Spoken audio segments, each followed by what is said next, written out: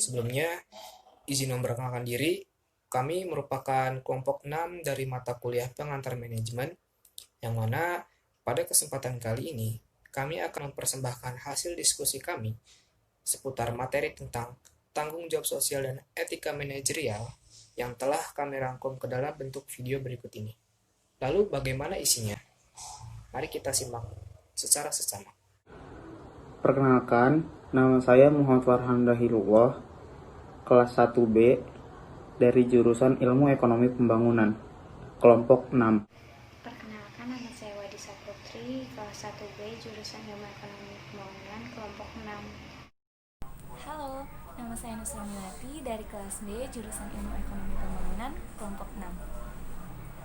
Perkenalkan, nama saya Isira Sherina Humayro dari kelas 1B, jurusan Ekonomi Pembangunan, kelompok 6. Perkenalkan, nama saya Bayu Anandika Putra, kelas 1B, jurusan Ilmu Ekonomi Pembangunan, kelompok 6. Tanggung jawab sosial dan etika manajerial. Pandangan tentang tanggung jawab sosial. 1. Ada pandangan klasik. Tanggung jawab sosial manajemen hanyalah memaksimalkan laba. Kalau yang kedua, ada pandangan sosial ekonomi, yaitu tanggung jawab manajemen bukan hanyalah menghasilkan laba, tetapi juga melindungi dan meningkatkan kesejahteraan sosial. Tanggung jawab sosial, kewajiban manajemen organisasi untuk membuat keputusan dan mengambil tindakan yang akan meningkatkan kesejahteraan masyarakat. Ada kecepatan tanggapan sosial, yaitu kemampuan perusahaan untuk menyesuaikan diri dengan keadaan masyarakat yang berubah-ubah. Tingkatan keberhasilan sosial itu ada 3. Yang pertama, tanggung jawab sosial. Yang kedua, tanggapan sosial. Yang ketiga, kewajiban sosial. Kewajiban sosial adalah kewajiban perusahaan untuk memenuhi tanggung jawab ekonomis dan hukum. Kecepatan tanggapan sosial adalah kemampuan perusahaan untuk menyesuaikan diri dengan keadaan masyarakat yang berubah-ubah. Tanggung jawab sosial versus tanggapan sosial. Dari segi pertimbangan utama, tanggung jawab sosial etis, kecepatan tanggapan sosial pragmatis. Dari segi fokus, tanggapan sosial sarana, tanggung jawab sosial pada tujuan. Dari segi penekanan, tanggung jawab sosial kewajiban, kecepatan tanggapan sosial tanggapan. Dari segi jangka waktu keputusan, tanggung jawab sosial jangka panjang, kecepatan tanggapan sosial jangka pendek ataupun menengah. Tanggung jawab sosial ada 4. Yang pertama, tanggung jawab diskresioner. Pada tingkatan ini, perusahaan bertindak proaktif dalam mewujudkan tanggung jawab sosialnya. Yang kedua, tanggung jawab etis. Perusahaan mengikuti tanggung jawab yang berlaku di masyarakat. Mereka mematuhi norma-norma moral dan adat budaya yang berlaku. Yang ketiga, tanggung jawab hukum. Perusahaan mematuhi hukum yang berlaku dengan sangat taat. Yang keempat, tanggung jawab ekonomi. Prinsip yang dianut semata hanya untuk memaksimalkan keuntungan perusahaan saja. 1. Kepada pemilik dan manajemen perusahaannya. 2. Kepada karyawan. 3. Kepada anggota lingkungan tertentu. Dan yang terakhir, masyarakat luas. Etika manajerial adalah peraturan dan prinsip yang mendefinisikan tindakan benar atau salah terhadap suatu kelompok atau karyawan atau organisasi tertentu. Ada 4 pandangan mengenai etika. 1. Pandangan etika utilitarian. 2. Pandangan etika hak. 3. Pandangan etika teori keadilan. Dan yang terakhir, pandangan etika teori kontrak sosial.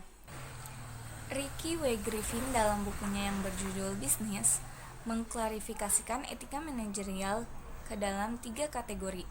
1. Perilaku terhadap karyawan. Kategori ini meliputi aspek perekrutan, PHK, pemecatan, gaji, kondisi upah dan kerja, serta ruang pribadi dan penghormatan. Yang kedua, perilaku terhadap organisasi. Permasalahan atau etika juga terjadi dalam hubungan pekerja dengan organisasinya. Masalah yang terjadi terutama menyangkut tentang kejujuran, konflik kepentingan, dan kerahasiaan. Masalah kejujuran yang sering terjadi diantaranya menggelembungkan anggaran atau mencuri barang milik perusahaan. Dan yang terakhir, ada perilaku terhadap agen ekonomi lainnya. Seorang manajer harus menjalankan etika ketika berhubungan dengan agen-agen ekonomi lain, seperti pelanggan, pesaing, pemegang saham, pemasok, distributor, dan serikat buruh. Kriteria untuk pembuatan keputusan etis. Keputusan etis sering menimbulkan konflik antara kebutuhan individu dengan organisasi ataupun organisasi dengan keseluruhan. Contohnya, haruskah masalah kesehatan lokal yang berpotensi timbul akibat dari pembuangan limbah sebuah perusahaan lebih penting daripada manfaat yang diberikan perusahaan tersebut menciptakan lapangan kerja yang luas? Normatif. 1. Pendekatan manfaat atau utilitarian approach. Perilaku moral harus menghasilkan kebaikan terbesar bagi kelompok mayoritas. 2. Pendekatan individualisme atau individualisme approach, mendukung kepentingan jangka panjang individu yang akhirnya mengalah pada kebaikan yang lebih besar. 3. Pendekatan hak-hak atau moral right approach. Keputusan-keputusan moral adalah keputusan yang tidak melanggar hak-hak asasi yang membawa pengaruh dan keputusan-keputusan tersebut. 4. Pendekatan keadilan, yaitu keputusan-keputusan moral harus didasarkan pada standar keadilan, kewajaran, dan sikap tidak memihak.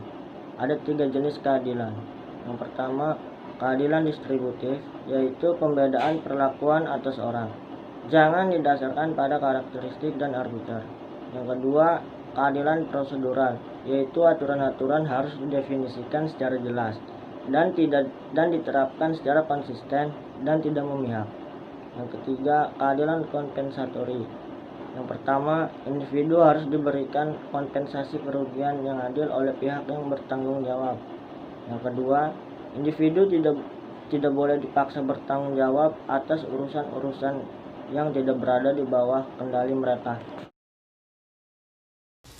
Dalam menghadapi tuntutan sosial yang harus dilakukan oleh sebuah perusahaan, para ilmuwan administrasi, manajemen, dan organisasi telah melakukan pengembangan terhadap model respon yang dapat dipilih oleh perusahaan ketika menghadapi permasalahan sosial.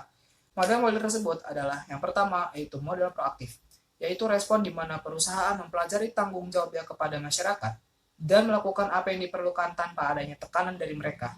Yang kedua, ada model akomodatif, yaitu respon di mana perusahaan melaksanakan tanggung jawabnya yang di mana tindakannya itu selaras dengan kepentingan publik. Yang ketiga, ada model defensif. Model defensif adalah respon di mana perusahaan mengakui kesalahannya yang berkaitan dengan kelalaian tanpa bertindak secara obstruktif. Yang keempat, ada model obstruktif. Model obstruktif adalah di mana respon perusahaan yaitu menolak bertanggung jawab, seperti menolak keabsahan dari bukti-bukti pelanggaran dan melakukan upaya untuk menghambat proses penyelidikan. Demikian video pembelajaran yang dapat kami sampaikan seputar tanggung jawab sosial dan etika manajerial. Terima kasih telah menyaksikan. Kurang dan lebihnya mohon dimaafkan. Wassalamualaikum warahmatullahi wabarakatuh.